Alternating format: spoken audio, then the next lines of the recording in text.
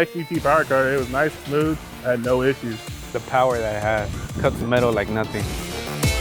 Felt real good in my hands, smooth cutting. No jumping in the cut start, just nice and smooth. It just cut through like butter.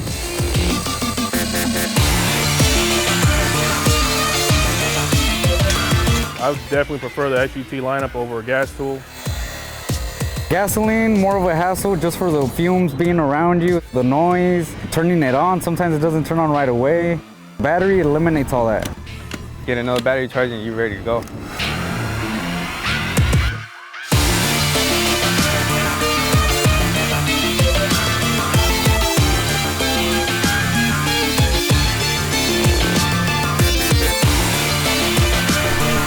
We expect our tools to be tough and rugged, and we ask a lot out of them.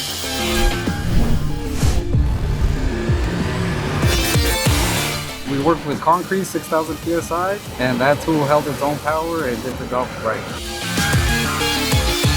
XGT 80 volt max power cutter, for sure is a game changer.